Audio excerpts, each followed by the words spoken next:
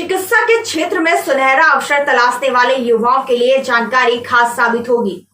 आगे देखिए सूचना इंडिया संवाददाता जगदीश नायक की कोटा एमबीएस अस्पताल परिसर में मौजूद जनरल नर्सिंग प्रशिक्षण केंद्र से खास कवरेज।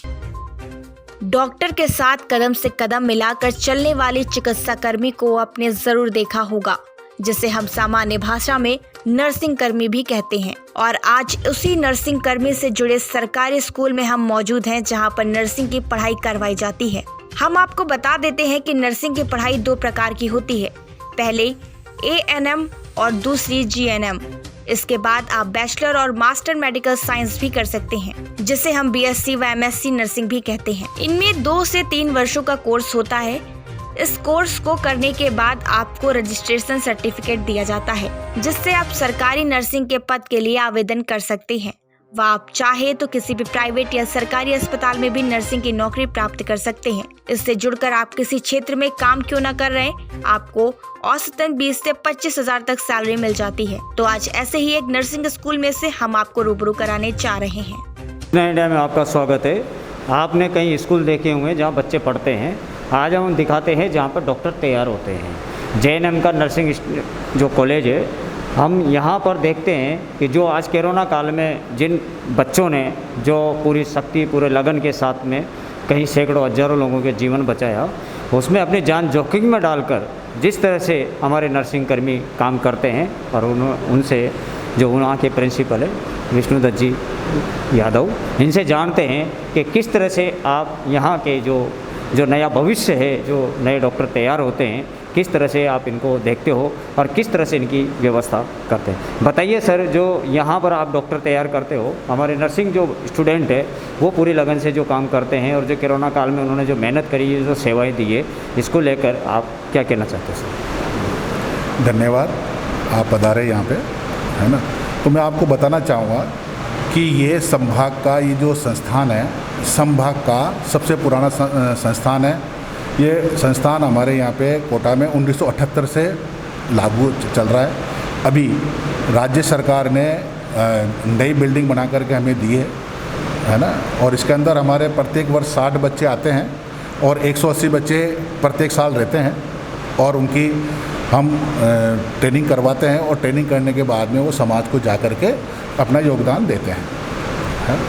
यहाँ पर जो स्टूडेंट हैं उनकी किस तरह से आप देख रेख करते हो और किस तरह से उनकी समस्याओं का समाधान करते हो? क्या उनके कभी कभी कोई समस्याएं हो जाती है, उसको लेकर, जैसे उनकी कोई भी मानदेय को लेकर या किसी तरह की फीस को लेकर, ऐसी कोई जो मामले सामने आ जाते हैं कभी कभी, इसको लेकर आप किस तरह से स्टूडेंटों को संतुष्ट करते हो? राजस्थान सरकार से इनके लिए क्या क्या सुविधाएँ मिलती है सर?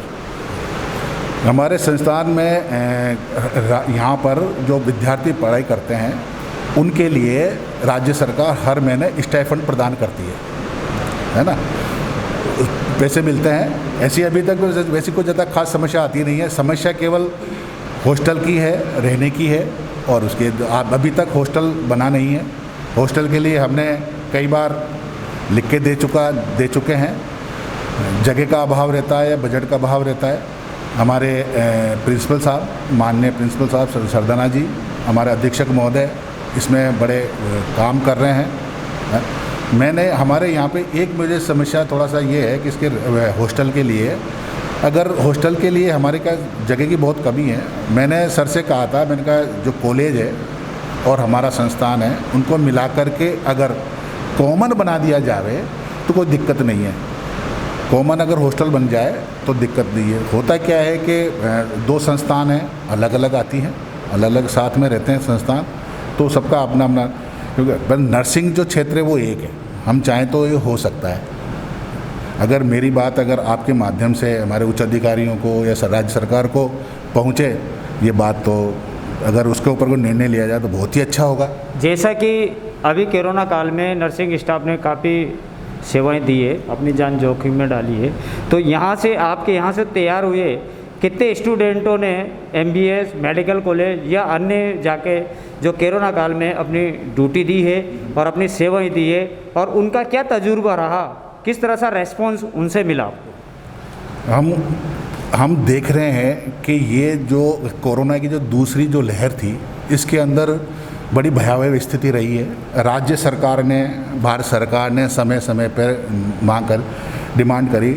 हमारे श्रीमान कलेक्टर महोदय, हमारे प्रिंसिपल साहब सरदाना जी, अधीक्षक साहब, CMHO साहब ने मिलकर के एक मीटिंग करी। मीटिंग के साथ में उन्होंने कहा कि भाई जितने भी स्टूडेंट हैं उनको हम उनके योग्यता के आधार पे हम उनको उपयोग करेंगे। तो उन्होंने कहा हमारे 3rd ईयर के जो बच्चे हैं उनको हॉस्पिटल में वैक्सीनेशन में लगाया। उसके बाद में जो 1st ईयर के बच्चे हैं, 2nd ईयर के बच्चे हैं, उनको सर्वे में लगाया। और उन्होंने अभी भी सर्वे कार्य चल रहा है, रोज़ाना सर्वे में जाते हैं वहाँ पे और घर घर जा कर के जांच करते हैं कि भाई वहाँ पर कोई कोरोना के मिलने वाले संक्रमित बच्चे तो है नहीं, इस पर लक्षण के कोई है तो नहीं है तो कोई बात नहीं, और हैं तो वहाँ पे ही अब इस राज्य सरकार ने किट की व्यवस्था की हुई। किट वो बांटते हैं, दवाइयों के मिलते हैं तो और करके आते हैं। बहुत बड़ा वो रहा है और काम किए हैं और उनका अच्छा रहा है कि भाई कि पब्लिक को, समाज को भी उनका फ़ायदा मिला है, बच्चों को भी सीखने को मिला है। बहुत अच्छा बताते हैं बच्चे। जैसा कि कई बार नर्सिंग कर्मी जो अपना विरोध जताने के लिए या अपनी मांग पूरी करने के लिए जिला कलेक्टर के यहाँ दिखते हैं, कई सेमिनारें भी करते हैं। तो जैसे राजस्थान के अलावा सभी जगह जो मानदेय है वो ज़्यादा है, राजस्थान में कम है। इसको लेके जैसे कई बार हड़तालें भी करी है, नर्सिंग कर्मियों ने विरोध भी जताया, इसको लेके क्या कहना चाहिए? इसके लिए तो मैं तो कुछ जगह क्योंकि राज्य सरकार का जो अपना नज़रिया है वो अपना हिसाब से सरकारें अपना निर्णय लेती हैं।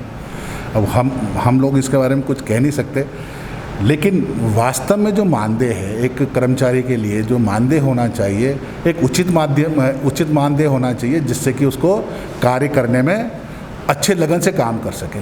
इतना मैं ज़रूर कहना चाहूँगा, जो मानदेय है वो उचित होना चाहिए, है ना। 2020 से कोरोना आया और 2021 में सेकेंड लहर आई। अब यहाँ पे जो स्टूडेंट रहते हैं और अपनी सेवाएं देते हैं तो ये तो घर पे तो जाते होंगे, छुट्टी पे जाते होंगे, तो क्या अपने को ये नहीं लगता है कि उनके घर वालों को तो वैक्सीन ही नहीं लगी तो फिर ये संक्रमित हो सकते हैं या वो संक्रमित, तो इसको लेके क्या कहेंगे? ऐसी कोई व्यवस्था की गई है?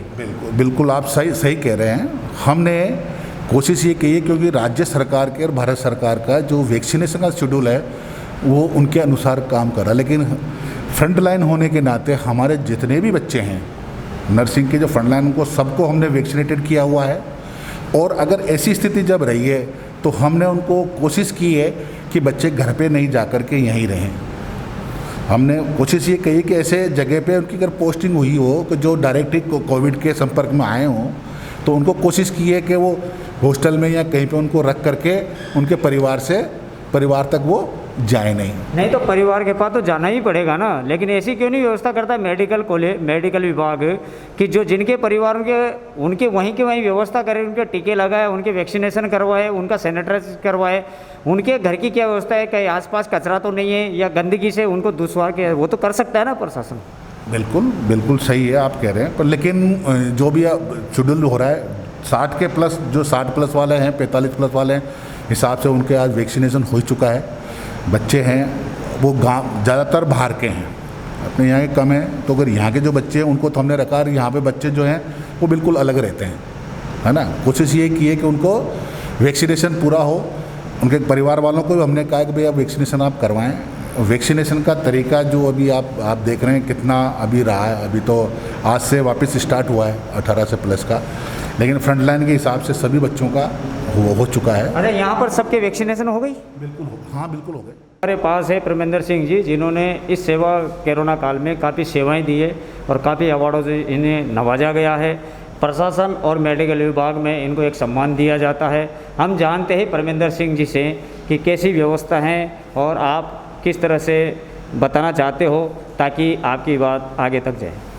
जी, व्यवस्था है बहुत अच्छी है, क्योंकि जो हमारे नए बच्चे आते हैं और सर ने जैसे बताया था कि जो राज्य सरकार का, भारत सरकार जो शेड्यूल है उसमें जो वैक्सीनेशन की आपने बात कही थी कि घर वालों को प्रोटेक्ट किया जाए, बच्चों को वैक्सीनेशन, जहाँ तक एक राज्य की बात है तो वैक्सीनेशन यहाँ पर संभव हो जाता है। लेकिन जो बच्चे बाहर के हैं, अदर राज्य के हैं, तो उसमें दूसरी गवर्नमेंट का रूल फॉलो वहाँ पर अपन को करना होता है। तो जैसे कि नए बच्चे आते हैं उनको सर्वे के लिए, और उससे जो 2nd ईयर बच्चे होते हैं उनको हॉस्पिटल, और 3rd ईयर वाले बच्चे होते हैं उनको हॉस्पिटल ड्यूटी, इंटर्न वाले होते हैं उनको हॉस्पिटल ड्यूटी के लिए, और जो अपना कोविड प्रोटोकॉल है या अपनी हॉस्पिटल की जो गाइडलाइन आती है, माननीय मुख्यमंत्री जी की जो गाइडलाइन आती है उसको पालना करते हुए होते हैं सारे काम। और बच्चे उनका बहुत अच्छे से ड्यूटियाँ करते हैं, लोगों को बहुत अच्छा लाभ देते हैं और जो है इनके अनुभव भी अपने ये रहता है। और हमारा मेन फोकस सबसे यही रहता है कि ये इसको जो चेन है, मतलब इस चेन को तोड़ने का सबसे बड़ा प्रयास हमारा यह रहता है कि जो हमारे जूनियर्स आते हैं या हमारे जो साथी स्टूडेंट हैं, हम उनको यही करते हैं कि जिस तरह से ये फैला हुआ है इस चेन को मतलब लोगों तक समझाएं, चाहे वो सर्वे के माध्यम से हो, चाहे वो वैक्सीनेशन टीम हो, चाहे किसी भी तरह से माध्यम से हो, उस चीज़ को हम कोविड को जो है अपना एक रोकने का प्रयास हमारा जारी रहता है। जैसा कि आपने बताया कि जो यहाँ का स्टूडेंट रहता है उसको तो पूरी तरह से हम ये कर लेते हैं, लेकिन जैसे आउट ऑफ स्टेट का स्टूडेंट रहता है तो उसको अगर वो संक्रमित हो जाता है या फिर वो उसके गांव जाता है, उसको आप किस नज़रिए से देखते हो?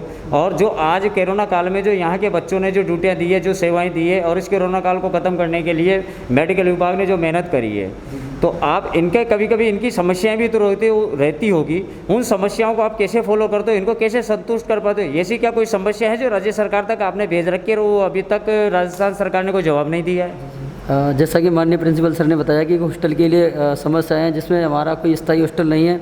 जो एक पीजी है डॉक्टरों का वो हमको दे रखा है, जिसमें हमारे 8-10 कमरे हैं जिसमें बच्चे रहते हैं, और एक गर्ल्स हॉस्टल का वो अपनी तरफ स्थायी नहीं है। तो हमारी दो मांगे हैं कि हॉस्टल का अच्छे तरह से हो जाए तो इनको रहने में आसानी हो, और बाकी की संस्थान अभी नया बनाई है, इसी साल शुरू हुआ है। मानदेय को लेके क्या कह रहे हो? मानदेय देखिए, अगर आप यूटीवी के लिए 7,900 दे सकते हैं तो ये बच्चे आपके यहाँ 3 साल ट्रेनिंग करते हैं, और सर्वे से लेकर के हर तरह का वर्क ये लोग यहाँ पर करते हैं, चाहे कोविड वैक्सीनेशन हो, चाहे आपकी पोलियो की ड्यूटी हो, या फिर अन्य तरह की जो भी आपकी सर्वे हुई, ड्यूटी हुई, हर तरह का वर्क ये करते हैं। तो मेरा कहना यही है कि अगर आप यूटीवी वालों को 7,900 दे सकते हैं, ये सिर्फ 3 महीने के लिए, बाकी ये लोग 3 साल यहाँ रहते हैं, तो इनका भी मानदेय इतना तो बनता है, कम से कम 7,900 तो इनको भी देना चाहिए। आप जनता को क्या संदेश देना चाहते हो इस कोरोना काल को लेके, और इस ये जो महामारी खत्म हुई है, कोशिश अपन ने करी है, मेहनत करी है, पूरा मेडिकल, पुलिस विभाग, पूरा प्रशासन, जिला परिषद, राजस्थान सरकार, सब ने मिलकर इस कोरोना काल को ख़त्म करने के लिए पूरा प्रयास किया और कहीं हद तक कोटा कामयाब हुआ है। जैसे ऑक्सीजन की कमी है, ओम बिरला जी ने या शांति कुमार धारीवाल जी ने या राजस्थान सरकार ने, सभी ने एक परस्पर आकर, यानी एक सीट पर आकर इन्होंने काम किया है और कोटा से कोरोना को भगाने के लिए जो प्रयास किए हैं। अब आगे जनता को आप क्या संदेश देना चाहते हैं कि वो इस तरह से अपना जीवन व्यतीत करे कि ये बीमारी दोबारा लौट के ना आए? देखिए, ये कोई नई बात नहीं है कि उनको हर बार हमारे जो सीनियर्स हैं या मतलब माननीय मुख्यमंत्री महोदय जी हैं, हर बड़े बड़े अधिकारी जो आपको सब कुछ गाइडलाइन दे चुके हैं, बातें कर चुके हैं कि इस तरह से हमें रहना है। ये चीज़ें देखो जाने वाली तो कहीं नहीं है, अभी सिर्फ हमें बच करके रहना है कि जब भी हम मार्केट जाएँ या फिर जो भी चीज़ें, आपको सब कुछ बता रखा है कि घर पर जो चीज़ें लाते हैं उनको पहले आप साफ़ कर लें, या फिर बाहर जा रहे हैं हम तो किस तरह से हमें रहना है, वो बच्चों के पास आते हुए मतलब अपने जो पहले नहा करके आए, कपड़े वपड़े जो है चेंज, वो सारी चीज़ें पहले उसे गाइडलाइन चली आ रही है, बता रखा है। लेकिन यही है कि अपने को सतर्क रहना है और सावधानी बरतते हुए जो भी अपने दिनचर्या है वो रहना तो है ही, जीवन व्यतीत करना है, लेकिन उसकी जो अपन को सावधानियाँ हैं वो बरतती रहनी चाहिए। कभी कोई प्रशासन में कोई समस्या है जिसको लेकर आप यहाँ जो जितने भी स्टूडेंट हैं उनको हताश मिली हो, ऐसे कोई समस्या है प्रशासन को लेकर कभी? जी, कभी तो नहीं, अपने कार्यकाल में, और सर का आशीर्वाद रहा है, इस तरह की कोई समस्या यहाँ पर अभी तो ऐसे नहीं आई हैं। एक बिल्डिंग की मांग थी तो माननीय नवीन सर, सरदाना सर जी, उसको राज्य सरकार से अप्रूव कराया और बिल्डिंग हमारी बन करके तैयार हुई। एक समस्या हॉस्टल की है, हॉस्टल का अगर हो जाता है तो वहाँ पर बहुत अच्छी बात है। जैसा कि हमने यहाँ पे मेडिकल में आके जाना, जो नर्सिंग स्टाफ जहाँ डॉक्टर तैयार होते हैं, यहाँ पर जो प्रिंसिपल है विष्णुदत्त यादव जी और परमिंदर सिंह जी से हमने जाना है। ये देखते हैं सूचना इंडिया, राहुल कैमरामैन के साथ जगदीश प्रसाद नायक।